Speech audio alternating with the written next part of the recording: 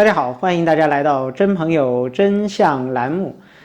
那我们今天呢来聊一个目前网上非常火的视频就是所谓海面上的惊鸿一瞥那么2025年9月份中国的官方呢发布了一段福建号航母海试的视频，在镜头中呢改进型的歼 15T 舰载战斗机，然后隐形这个舰载机歼35以及预警机这个空警600先后从飞行甲板上弹射起飞。那么这个呢是中国首次公开3个机型通过电磁弹射起降的完整过程。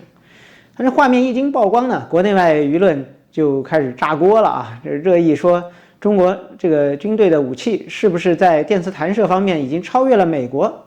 当然这个真相呢并非这个黑白这么简单那我们首先看从滑跃这个甲板到电磁弹射这是福建号的跨越式的升级。福建号呢是中国第3艘航母，也是首舰采用全平直甲板就变平了，它没有这个滑跃甲板了，加上弹射起飞设计的这个航母。那前2艘呢，包括辽宁舰、山东舰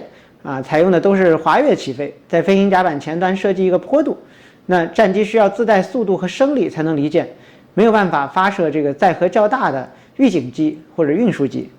而福建号航母呢就安装了3条电磁弹射器，可以根据不同的机型和重量来调整推力让这个重型预警机和隐形战机都可以安全起飞。那这种弹射系统呢模仿了美国福特级这个核动力航母这里要特别说明一下，中国这个航母还不是核动力的那么这个福特级的这个核动力航母呢，它有一个电磁弹射系统这个叫 EMALS EMALS。那么它抛弃了传统的这个蒸汽弹射这个重量大，然后耗水大，而且呢维护复杂等等这个特点。那最重要的是呢，电磁弹射的加速度是可以精确控制的既能够保护机体，也能够缩短间隔，提高这个出动的效率。那中国从滑跃跳过了中间所有的包括蒸汽等等技术环节，一步就跨越到了电磁弹射，确实是技术上的巨大的一个飞跃。那我们来看这个歼35的首度电磁弹射起飞，为什么美国的 F-35还没有做到呢？那视频中出现的隐形战机歼35呢，是中国为航空母舰专门研制的第5代战机。它在福建号上的起飞呢，意味着中国的电磁弹射系统已经能够处理隐形战机这种复杂的平台各方面对电磁这些就都比较敏感的一个平台。那么相比之下呢，美国福特号虽然早在2017年就服役了，但是其电磁弹射系统至今没有公开发射过 F-35C 隐形战机的完整画面。美国军方预测，那个福特级航母呢，可能要到2027年才会部署 F-35C。那许多报道呢，就因此强调歼35一跃成为了世界上第一个通过电磁弹射起飞的隐形战机。这一事实呢，引发了中国超越美国的舆论。然而呢，需要注意的是这只是单次实验，能否在实战条件下持续、安全、高频率的使用电磁弹射，仍然需要长期的检验。另外一点就是我们刚才讲到现在这个福建号还不是核动力航母，那么核动力航母它基本上是一个所谓不沉的航空母舰它这个发电的能力是非常强的，因为它有一个核反应堆在里面。那么电磁弹射是非常消耗电能的，所以这也就导致呢，如果还没有实现核动力航母的话，那么在上面使用电磁弹射，它的电量其实也是一个问题那么美国之所以迟迟不安全，就是不安排这个 F-35C 呢，部分原因就是要先解决电磁弹射系统的可靠性问题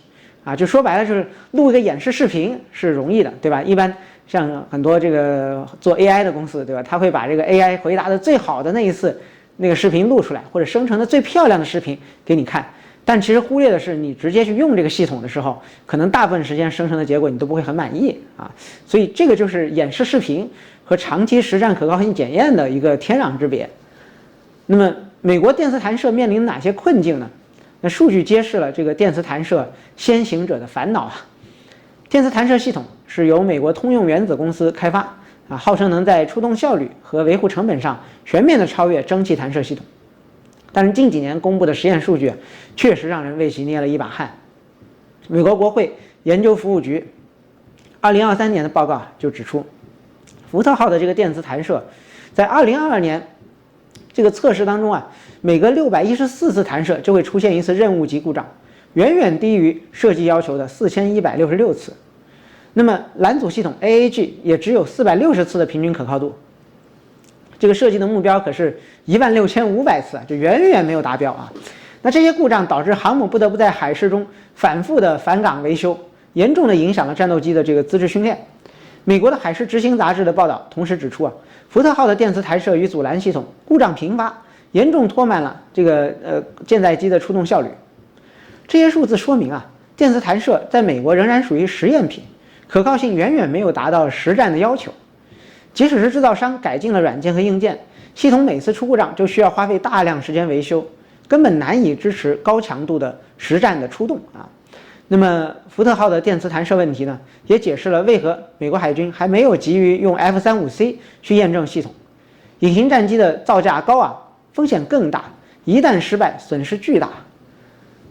那么还有一个路线之争啊，中美在这个电磁弹射的技术路线上是有差异的，就是交流和直流之争啊，所谓 AC/DC 之争。那么电磁弹射器的动力来源呢，是航母的发电和配电系统啊，这是为什么我刚才说，其实核动力对于这个大规模使用电磁弹射来说还是很重要啊。中国这福建舰在这方面还不是。那么美国的这个 EMALS 采用的是中压交流 AC 供电啊，使用线性的这个感应电机产生的推力。而中国的工程师呢，选择了迥然不同的路线，它使用了中压直流供电 DC 啊，那么配合了新的集成电力系统。2017年呢，防务新闻就报道啊，说中国的海军工程师马伟明团队研制了一个中压直流配电系统，解决了非核动力航母这个为电磁弹射提供足够电力的难题。直流系统能够减少交流转直流的这个转换损失啊，理论上应该能效更高，效率更高，响应更快。那新加坡的联合早报啊，新加坡的联合早报就分析称，这个福特号的直流集成电力系统理论上每4100次弹射才应该出一次故障，但实际测试每400次就出一次故障啊，这可靠性才1/10不到啊。那么中国的这个直流系统因为省去了复杂的变压和整流环节，能源转换效率是有望达到90%以上。然而呢，这些数据主要都来自中国方面的宣传和一个视频啊，缺乏第三方的验证。是否可以持续呢？非常有待观察。我们再来说一下啊，这个电磁弹射呀，其实不是万能的，两国的航母都有一些共同的挑战。虽然电磁弹射在理念上确实优于蒸汽弹射，但运用在实际的这个舰艇上，面临许多的工程挑战和技术考量。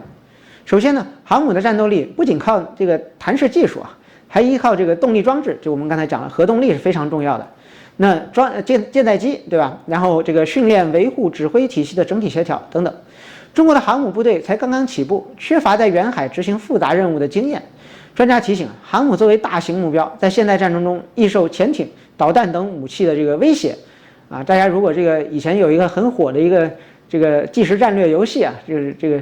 叫詹氏这个舰队指挥官啊，好像最晚是出到2000年啊。那么你就会发现，在所有这种战略游戏当中，它都有一个还比较符合实战的设定，就是你的航母永远是第一个受到反舰导弹攻击的这个对象啊。然后你一开始，你周围的这些巡洋舰啊，这个驱逐舰，它的这个各种武器啊，近程的这个拦截导弹也好，然后这个密集阵的这个炮火也好啊，都不停的在发射，就是为了去拦截射向航母的反舰导弹。所以呢，无论电磁弹射多先进啊，一旦航母被锁定，损失就难以弥补了。其次呢，福建号目前呢还属于海试的阶段啊。那么海试主要验证的是船体和系统功能，未来还要进行舰载机的资质训练、舰员协同和战斗群的建设。一位西方的观察家指出啊，就即使中国成功的让多型战机完成了电磁弹射的起降，福建号要达到完全战备，至少还需要几年时间。因此，短短几段宣传视频，并不意味着已经形成了作战能力。那我们来总结一下啊，到底谁在领先，谁在追赶呢？那技术突破上呢，福建号利用的电磁弹射技术实现了从这个中国航母从滑跃到弹射的跨越，可以发射更重、更多样化的舰载机。而首发的隐形机呢，歼35已经成为了世界上第一个通过电磁弹射起飞的隐形舰载机，而美军的 F-35C 尚未通过电磁弹射的起飞。那可靠性的差距呢？美国的福特级航母电磁弹射系统平均每614次弹射就会出现一次任务级故障啊，远远低于设计的要求。而中国系统的真实可靠性呢尚不透明，但想要达到实战，必然需要经过长期的测试。应该讲，只要你使用了电磁弹射这个原理，我相信不太可能说中国的系统就比美国的系统现在就要先进一个数量级，它的可靠性马上就达到了这个指数级的增长啊！这个世界的物理都是一样的，对吧？所以没有那么快。而中国的这个传统呢，对吧？就苏联体制的这些传统都是喜欢大干快上啊，就是急于要这个邀功，急于要抢功劳。所以呢，先放一个演示视频出来啊，我觉得目的可能就是这个。反正不管可靠性怎么样，只要那次视频的时候是成功的就可以了。好，还有就是能源体系的问题啊，这个中国采用的中压直流供电，声称效率高，故障率低。那美国的采用的是中压交流，系统复杂度大，但是呢，美国的经验丰富。这两种路线呢各有优缺点，长期表现还有待验证。但是中国目前航母最大的短板啊，我已经说了多次，就是它不是核动力，那么它总体的这个供电能力还是比较堪忧啊。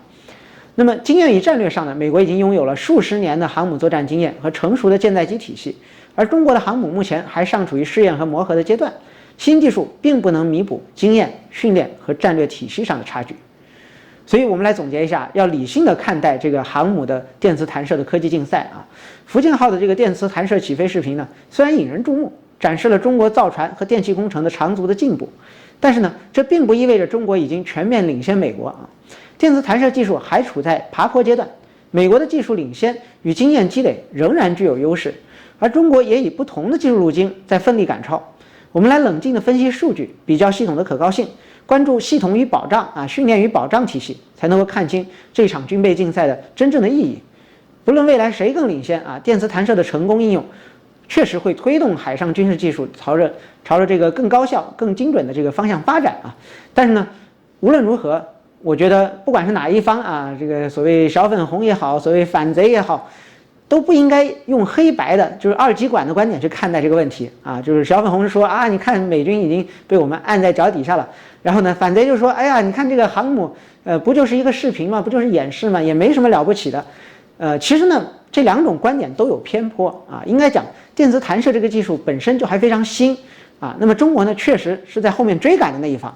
啊。那你不可能说美军遇到的问题，然后中国的军队都不会遇到，这不太可能，对吧？不管你用什么样的新技术，我觉得只有等待中国的这个反复的这个实验，对吧？能证明确实实验上这个中国的电磁弹射系统的可靠性，实验下来数据比美国的好，那才是更有说服力的一点。好的啊，那感谢大家关注我们这个真相栏目啊，欢迎大家这个订阅我们的频道啊，开启小铃铛。好，那我们下期再会，不定期更新啊。